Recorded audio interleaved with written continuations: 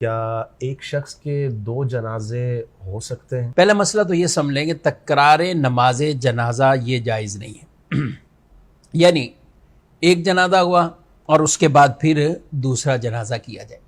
کچھ اس کی صورتیں ہیں کہ کب اجازت ہے۔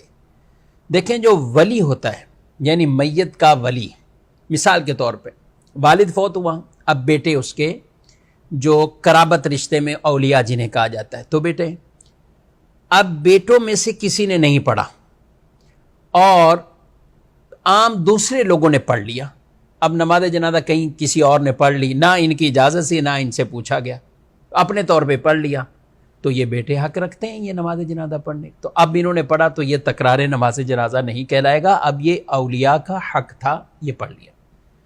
اور بعض اوقات ایسا ہوتا ہے کہ جو اس کے قرابت والے ولی ہوتے ہیں وہ پڑھ چکے ہوتے ہیں یا ان میں کوئی ایک پڑھ چکا ہوتا ہے، اب کسی اور کو پھر پڑھنا جائز نہیں ہوتا۔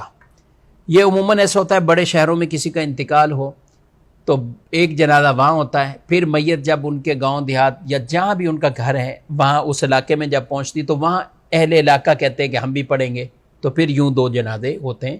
تو یہ شرعاً ٹھیک نہیں ہے، درست نہیں ہے، جائز نہیں ہے۔ جب تک ولی نہ پڑھے تو اجازت ہے، اور اگر اس نے پڑھ لیا تو پھر اجازت نہیں ہوتی۔